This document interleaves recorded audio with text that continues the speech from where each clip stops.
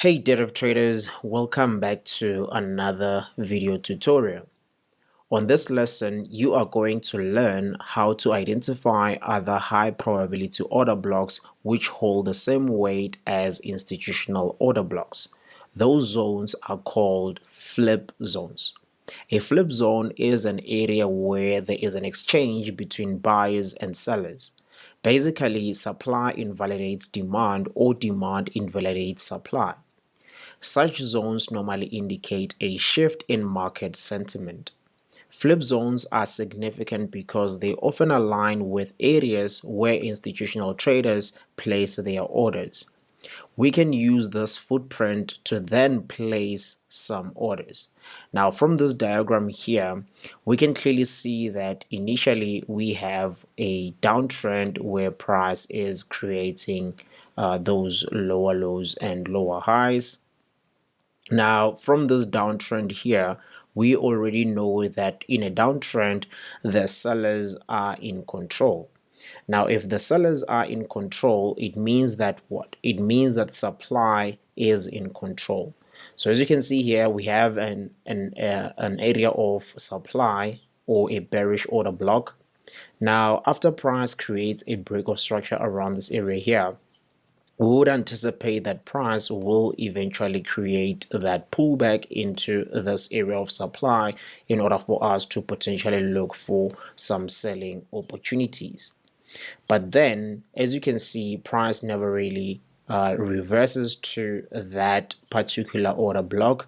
But does this mean that this order block is no longer valid? Absolutely not. That particular order block, it is still valid. It's just that price never really pulled back to mitigate that particular order block. Now, as price reverses around this area here, what does it do? It creates another selling interest. So the sellers have more selling interest around this area here in order to push price to the downside. And then eventually that high there leads to price creating a break of structure. Now, if price creates a break of structure, what is left behind is an area of supply, right? So we are going to use that footprint at a later stage to potentially look for some selling opportunities. Now, as you can see, at a later stage, price eventually reverses to that particular order block. Now, in this case, logically, because you don't know whatever that's going to happen on the right-hand side, you would potentially look for some selling opportunities. But in this case, what end up happening is that price doesn't push significantly to the downside because that's the expected price movement. Now, when price fails to do this, the institutional traders, they end up pushing price from around this area here. Now, what ends up happening here? What ends up happening is that the sellers are no longer having any interest in selling around that area. They now have some interest in looking for some buying opportunities, which creates what we call a flip zone. Why? Because the sellers are no longer interested in selling, and then the buyers are stepping in around this area here, which creates a flip zone. So which means that there is an exchange between supply and demand. So supply has failed to hold and then demand got created, right? So there is a lot of demand in buying price around this area here. Now, as you recall, we have this old area of supply or this old bearish order block. That price never really tapped into that particular order block. Price never really returned to that order block in order to mitigate it. Now, what ends up happening at a later stage is that old areas of supply or demand. So as you can see, this is an old area of supply. They normally facilitate pullbacks. So as you can see, in order for us to get a pullback, that particular order block might potentially, make price to push to the downside. Why? Because previously, do not forget, the sellers had some interest in selling around this area here. So potentially, there might be some more sellers around this area here that may drive price to the downside.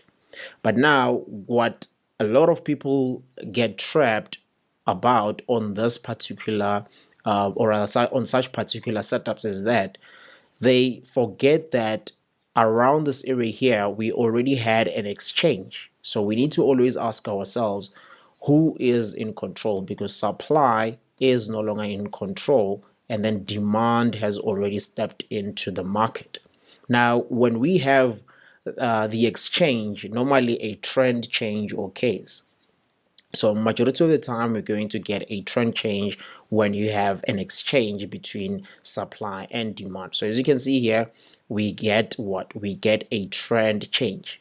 So when we get a trend change, it shows us that the sellers are no longer in control and the buyers are now stepping into the market.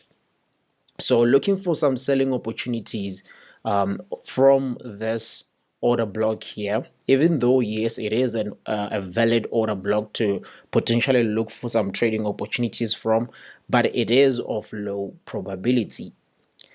Now when price pulls back to this particular flip zone or this demand zone, do not forget that there was a lot of buying interest around this particular area. So which means that at a later stage, if price happens to reverse all the way to that particular flip zone, there might be some more buying pressure. So as you can see, price eventually reacts from that particular area. So us as retail traders, we are going to try by all means to spot these particular flip zones. So we would place our trades around this area here. Now, after placing our trade around this area here, what ends up happening again? We have a supply zone right up here. Do not forget that we have this old area of supply that eventually gets invalidated, right? So there is an exchange here also, because supply failed to hold price. It failed to push price all the way to the downside. So what ends up happening is that demand also steps in around this area here. So when demand steps in around this area here in order to invalidate the supply, what ends up happening, we get a flip zone. But now this particular flip zone here, it is not creating any trend change. So it's just an exchange between an old area of supply with regards to that newly formed area of demand. So I just hope it makes sense there. So after price creates this particular break or structure here, we have a demand zone. So normally we would anticipate that price will eventually pull back to that particular flip zone and give us a reaction to the upside, because let's just assume that after this break or structure here, you don't know what's going to happen on the right hand side. So if you don't know what's going to happen on the right hand side, you as a trader, you would be anticipating that price will eventually return to this particular flip zone in order for you to place a trade. But in this case, as you can see, this particular flip zone, price that doesn't pull back all the way to that particular flip zone, we create this low, and then what ends up happening, demand steps into the market again. Now, when demand steps into the market again, we eventually get what? We eventually get that particular breakout structure. So do not forget, guys, institutional order blocks, they always need to create a breakout structure. So that's something that you need to understand. So we end up creating this area of demand, but again, the buyers are now potentially losing steam. We have sellers stepping into the market around this area here, pushing price to the downside. So basically at this point in time, because this particular demand around this area here led to what? Led to a breakout structure. So you would be looking for some potential buying opportunities around this area here. So me and you as a retail trader, We don't know when price will create a trend change or price will react from our zones and so forth. We only use these footprints. That's the main reason why at some point in time, you will happen to get a good trade, but eventually you will get into a trade whereby it reacts to your particular trading zone and then invalidates it. So that's what happens. The buyers, the institutional traders, are no longer interested in buying or selling from those particular levels. So in this case, you would have placed a trade and then it would turn into what? It would turn into a loss. Now, when that particular trade turns into a loss, it doesn't mean that whatever that you were doing is wrong. What it simply means is that the buyers in this case, they are no longer interested in buying around those levels there. They are now interested in what? In selling. So we are going to get a slight reaction. So once we get that slight reaction from this particular demand, and then the sellers, the institutional traders, they end up selling heavily from around that area there in order to push price to the downside, in order to push price to the downside. Now, when they push price to the downside, what ends up happening here? What ends up happening is that we get what? We get a trend change. Now, when we get a trend change, again here, there is an exchange, as you can see. Demand failed to hold price around this area here, and then supply got created, right? So which shows us that there is a lot of selling interest. Now, as a trader, when this footprint occurs, you want to be preparing yourself to do what? To look for some potential selling opportunities. Now, we have this old flip zone here. Do not forget that old areas of supply or demand, they act as reaction points for price to create those reversals. So we have this unmitigated old area of demand. As you can see at a later stage around this area here, it does what? It facilitates a pullback back into our point of interest, whereby there will be a lot of selling interest. So do not forget that the institutional traders, they sold price around that area there, leaving what? Leaving a footprint that they have some selling interest around this area here. So you as a retail trader, it's your responsibility to spot such footprints and then look to place your trade around this area here from that particular flip zone. So I just hope it makes sense to you. So you would look for a sell around this area here. And do not forget, we do have what we call extreme zones. Now, with extreme zones, I'm going to explain this because I never really explained anything from this particular zone and this zone here. Now, majority of the time, what might potentially happen is that when you spot a flip zone, right, you need to put into consideration that we do have an extreme zone. So price might still, create that flip zone and then invalidate that particular flip zone, push all the way to the extreme, and then continue pushing to the upside like this. So that's another possible movement. So that's why I mentioned here that we have two zones in one leg. So you'd never know whether price is going to hold from this particular zone or it will go to the extreme to react from that particular extreme zone. But both the zones, they are of high probability. Sometimes price may still pull back all the way to the flip zone and give you a reaction to the upside.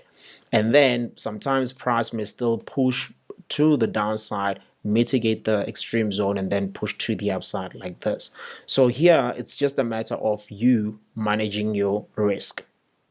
Now, when you'll be managing your risk, you need to make sure that you risk less. Let's say maybe you risk $10 on the first zone, and then you're going to risk another $10 on the second zone. Now, the same is true in terms of this particular zone. We have two zones here within a single price leg, because this is just a single price leg here. That's something that you need to understand. Now, from these particular zones, again, you're going to do the same thing that I mentioned here. You would risk a certain amount here and then risk another certain amount here, because we don't know whether price will hold from this particular zone, even though it is of high probability, but there might be some liquidity resting above this particular flip zone, and then the institutional traders may push price to the upside, mitigate the extreme zone before pushing down price to the downside like this. So I just hope everything makes sense there. And let's look at an example on a live chart. Now, I have volatility 75 index on the 1 hour time frame. So I'm not going to waste a lot of time here, but let me just highlight a couple of things. So let's just start here.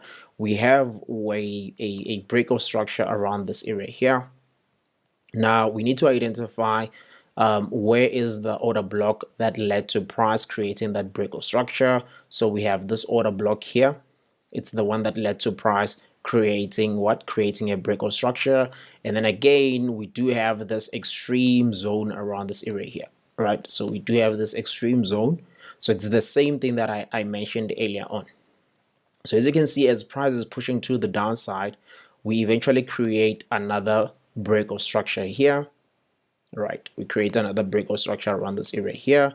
And then we get what? We get a trend change. So basically, you would be looking for some potential selling opportunities around this area here, right? So from this particular bearish order block, you would be looking for some selling opportunities around this area here in order to sell price to the downside. But as you can see, price eventually invalidates that particular order block. So we have what? We have a flip zone around this area here. Now, in this case, price never really gave us a slight reaction before pushing to the upside. So we only have the extreme zone in this case. So as you can see, that's our flip zone. This is our flip zone here because this demand invalidated supply. So this is our flip zone. Now, if price was still around this area here, you would anticipate that price will pull back all the way to the flip zone and then give you a reaction to the upside. But in this case, what ends up happening? What ends up happening is that we have this old unmitigated area of supply, or this particular bearish order block, because it is the one that led to price creating a breakout structure. So when price was creating a breakout structure here, you would potentially look for price to pull back all the way to that particular order block and then look for some potential selling opportunities to the downside. But as you can see, it is unmitigated. At a later stage, what ends up happening? That particular order block facilitates what? Facilitates a pullback, right? Facilitates a pullback to the downside. Do not forget, structure was bearish. Right now we are bullish because price has created a trend change. So meaning that the buyers are now in control. And if the buyers are in control, you can't be looking for some selling opportunities around this area here, hoping that price will eventually push to the downside. I just hope everything makes sense there. So this particular supply zone, it is just there to facilitate price to create what? To create that particular pullback. Now, as you can see, we would have looked for some potential buying opportunities here. Price never reached that level. We end up creating what? We end up getting another breakout structure there. Creating what? Creating a particular an order block around that area there. So that particular order block there, it is also a flip zone. Why am I saying it's a flip zone? It's a flip zone because supply failed to hold, right? And then right now demand is getting created here. Right, so it is a flip zone. So as you can see in this case, at a later stage, what ends up happening?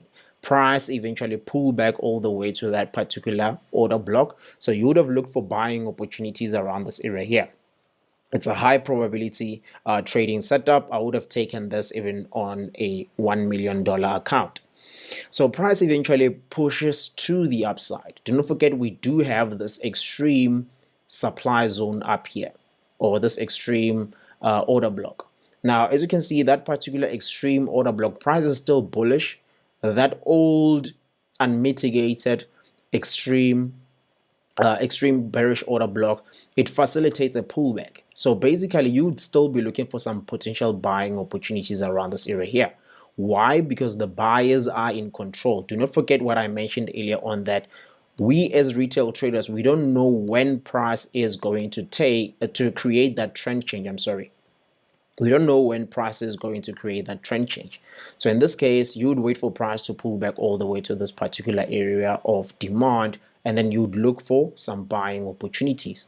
But as you can see, price just gave us a slight reaction and then dropped to the downside, created a trend change. So here we do have a bit of a flip zone around this area here, because here price gave us a bit of a reaction to the upside and then it pushed to the downside. So I'm just going to take that reaction there like this. So as you can see, but it's just that price just wicked above that particular order block. But this is a flip zone. This is where the exchange okayed. Now as price continued to push to the downside, we do have this extreme supply zone.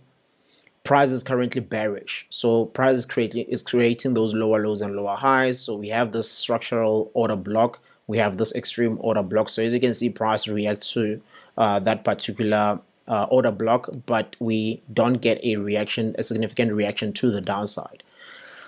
Now, as price pushes to the upside, what ends up happening here, we do have this old area of supply. We have this particular area of demand here, this order block here. It is the one that creates a break of structure, invalidating this supply zone on the left hand side.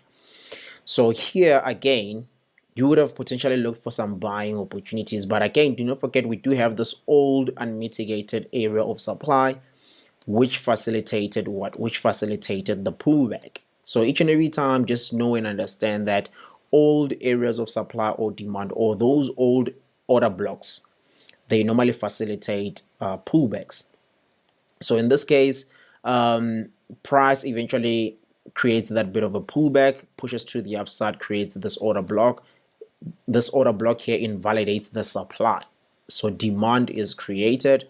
Price at a later stage pulls back to that particular demand, reacts to the upside. I just hope you guys are able to see the logic. Basically, whenever we are in a downtrend, we expect the highs to hold price. And if a mitigation doesn't okay, whenever we get a trend change, those particular old unmitigated areas of supply, they can act as reaction points to facilitate the uptrend reversals. So the uptrend pullbacks may be facilitated by those old unmitigated order blocks.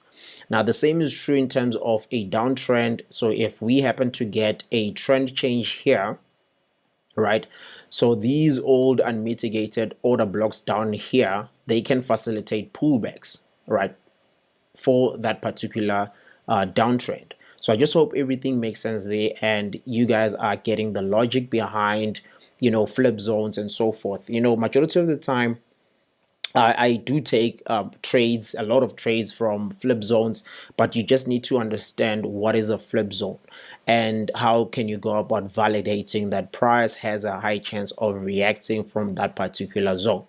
And get this right, guys, I'm not saying price will hold all the time. Price doesn't hold all the time. And that's why I'm making an emphasis on this one thing, because some people, they just think that just because I taught you flip zones and so forth, they are supposed to hold and so forth. No, we as retail traders, our duty is to manage our risk. Yes, I know that throughout my back testing, flip zones have a high chance of holding price, meaning that maybe 60% or 70% of the time they have a high chance of holding price. So trading is all about probability.